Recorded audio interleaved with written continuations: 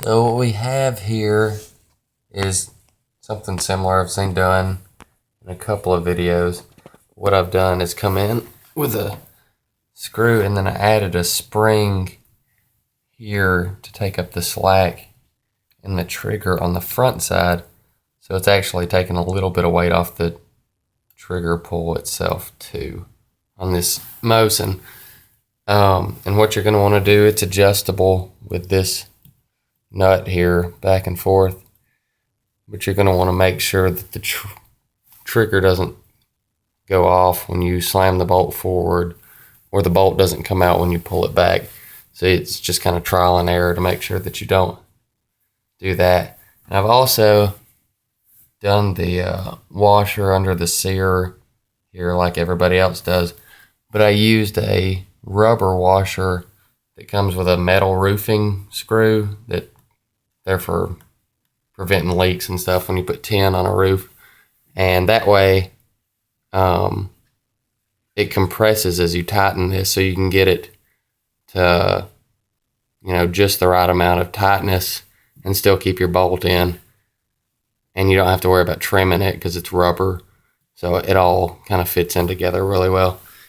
And I probably got $10 in this maybe. I did have to buy 100 of these bolts. I got them on Amazon. If it'll focus here, let's see.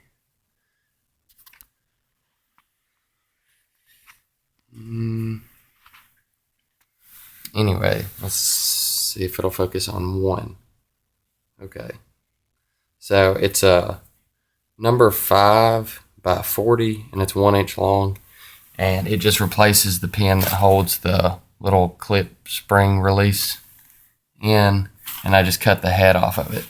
And then I got 100 of these nylon insert nuts. And I thought that was going to be great because I could lock them in place. But this is just so weak.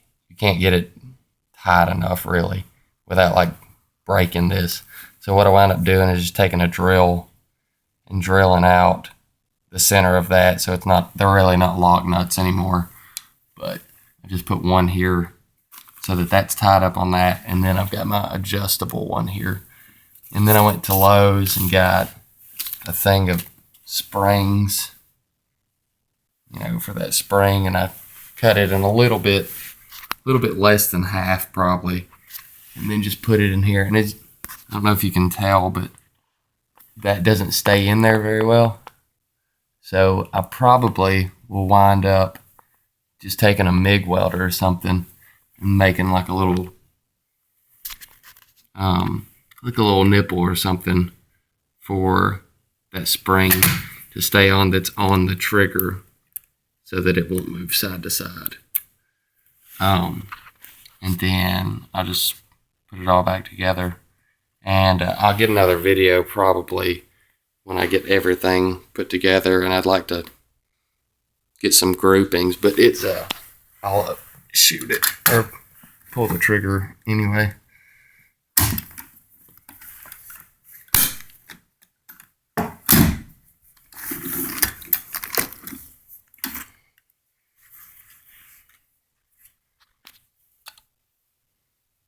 But you just, like I said, you just kind of have to fine tune that, but it takes up all that slop right there that you would normally have doing the washer. And in my mind, it seems like it's going to take a little bit of the poundage off this too, which, every little bit helps with these, but hopefully it's going to work out really well.